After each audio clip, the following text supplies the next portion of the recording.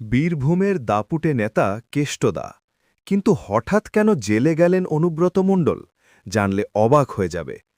বীরভূম জেলার তৃণমূলের সবচেয়ে প্রভাবশালী নেতা ছিলেন অনুব্রত মণ্ডল, যাকে সবাই কেষ্টদা নামে চিনত। এলাকার রাজনীতিতে তার দাপট ছিল প্রবল, কিন্তু হঠাৎ করেই শুরু হয় গরু পাচার কাণ্ডের তদন্ত। অভিযোগ ওঠে, ভারত থেকে বাংলাদেশে অবৈধভাবে গরু পাচারের বড় চক্র চলছিল, আর সেই চক্রের সঙ্গে কিছু প্রভাবশালী নেতার নাম জড়ায়।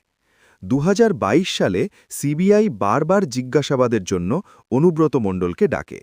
প্রথমে অসুস্থতার কারণ দেখিয়ে তিনি হাজির হননি। এরপর সিবিআই তাকে গ্রেফতার করে। পরে ইডি এই মামলায় তদন্ত শুরু করে এবং তাকে দিল্লিতে নিয়ে গিয়ে জিজ্ঞাসাবাদ করা হয়। এই ঘটনায় পশ্চিমবঙ্গের রাজনীতিতে বড় ঝড় ওঠে। বিরোধীরা দুর্নীতির অভিযোগ তোলে, আর তৃণমূল বলে এটা রাজনৈতিক ষড়যন্ত্র।